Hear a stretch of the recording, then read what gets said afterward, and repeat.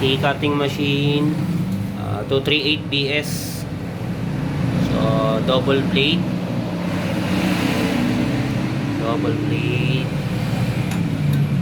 Nabili ko to 1 year ago. Testing natin.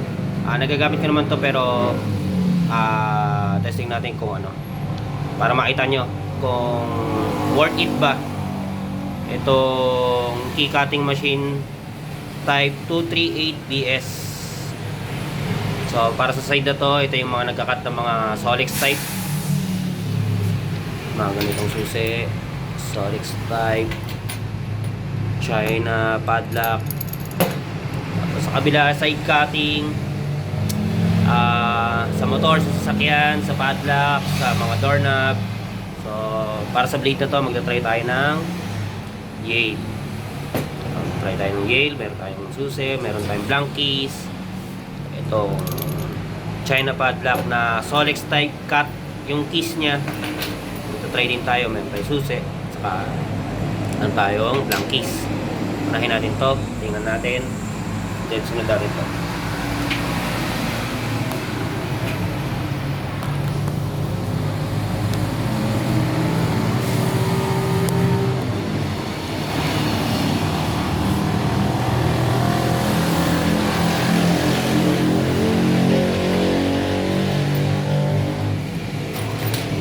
Padlock, kapitado yan.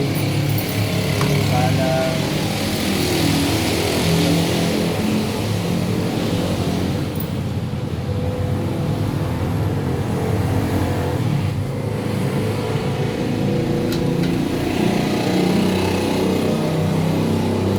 Para sa mga beginner or may interest mag blacksmith na nakakita, usually mabibili tong key cutting machine na to sa mga online. Ito yung pinakamura kasi China yung brand. Testing natin kung maganda siyang mag-duplicate ng susi.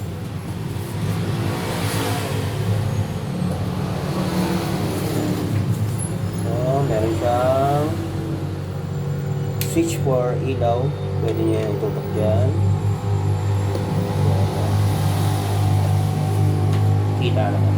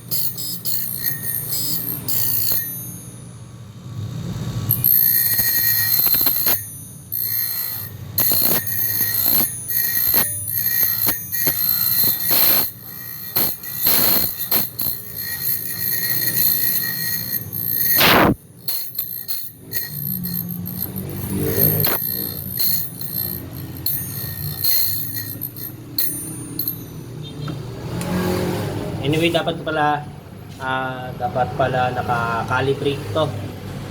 Dapat pantay yung tapos mas maganda, alam niyo rin kung paano yung tamang salang para pantay siya, tumatama sa tracer, tumatama sa tape. Okay, yung kabilang side naman, try natin. Stopper.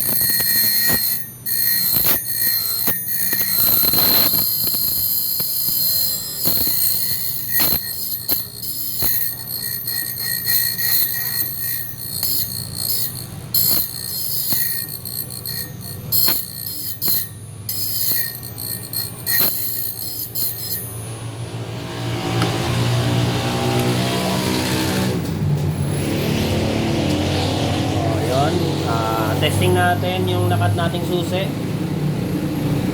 Ito siya. Ito yung kinalabasan ng cut niya. Testing natin kung makakabukas. Nakalak yan. Ito yung bagong gawan susi. Ganon. Ito.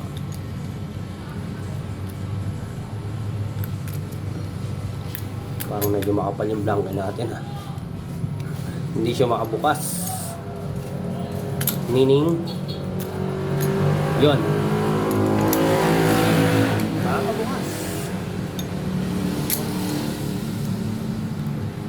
Medyo makapal lang, so kailangan natin sigurong ikikil. Medyo makapal yung blanket. Pero mas okay pa nga ito, makapal. Fit na fit siya sa keyway.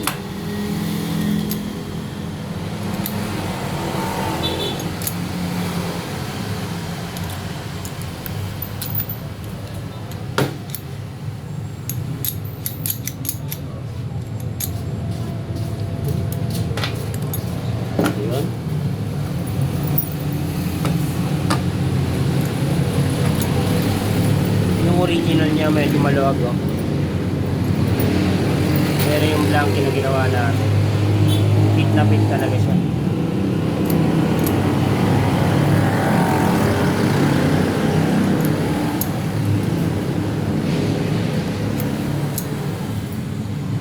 Okay naman siya. Nakat niya yung Solex type na China padlock.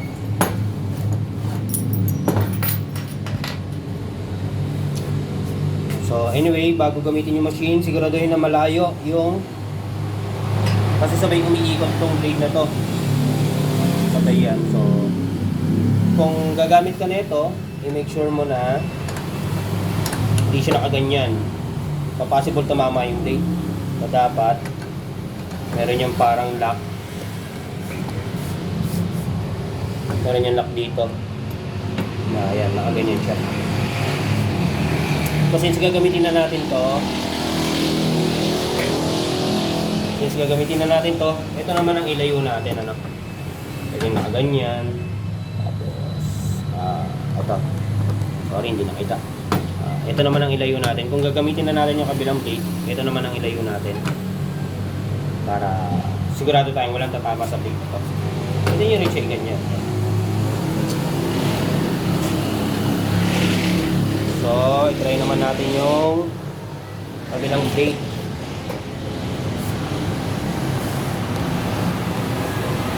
Yan.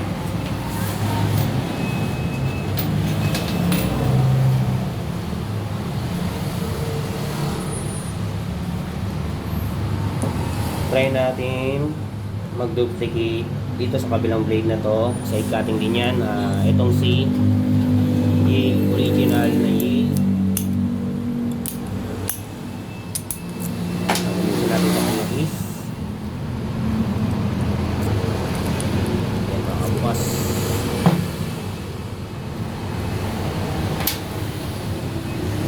pag nag-order kayo ng ganito online, especially sa Shopee ko to binili. Expected nyo na kung di basag yung blade, basag tong mga cover na to kasi hindi maganda yung packaging nito. Siguro shipping sa barko papuntang Pilipinas, ganun. So basag talaga yan. So minessage ko yung seller, pinakita ko sa kanya basag to. Ang ginawa niya, nag-send siya ng refund, pambili mo ng blade. Nakakabili naman ng blade na ito. Ito, pag nawasak, swerte lang ako sa iba kasi nakikita ko, basag talaga to eh. Yung sa kanila, nakikita ko sa reviews nila, basag. So, wala talagang pamalit replacement dito. Gagawa ka talaga ng, magdi-DIY ka talaga ng cover. So, swerte lang, walang basag tong ganito nung nakuha ko. Ang basag yung blade naman. Pero nag-refund siya, pambili ng blade. So, pumili ako ng blade. Ayan, nakakata tayo dito sa kabila. Try natin.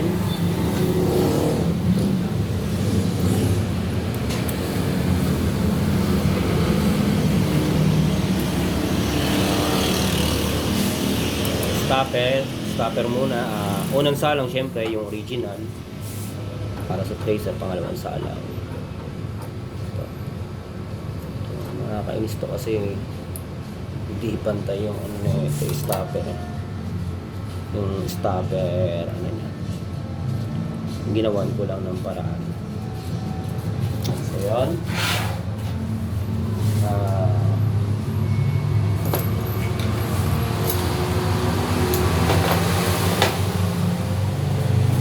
Start na tayo mag-cut. Usok ko yung camera para makita nyo. Yan. Padlock. Yan pala ang padlock. So, make sure baba. Yan o.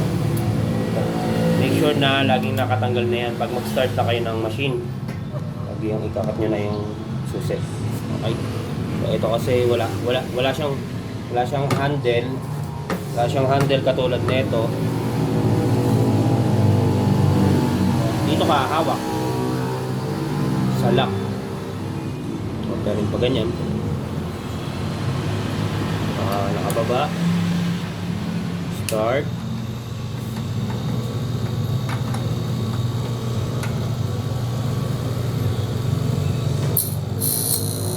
Actually kahit bitawan nyo nga yan kasi meron niyang spring. So kahit hindi nyo na i-push pa pa ganun. So iikot na lang to. Alalay lang.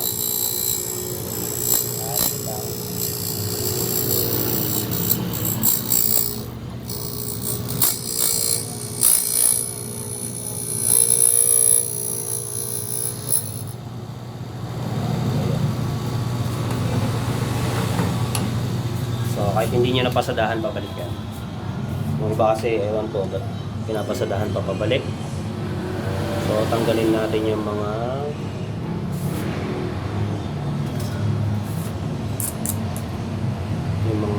pinagsatan ng susi.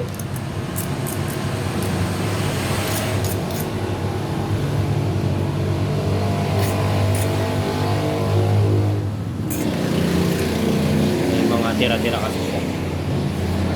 So ito yung nakat nating susi. Yale padlock. Try natin kung gaano. Yun.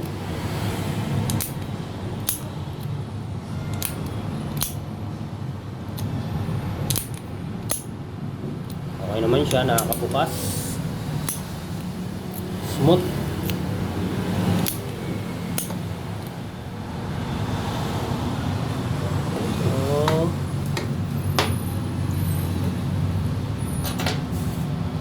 Sa review, okay naman.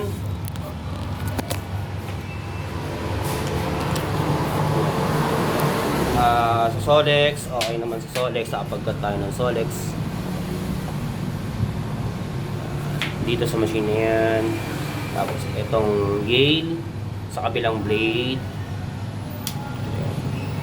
Overall, kung sa mga nag-uumpisa pwede naman to. Basta expected nyo na basag talaga to pag umorder kayo online. Kasi gawa ng packaging sa shipping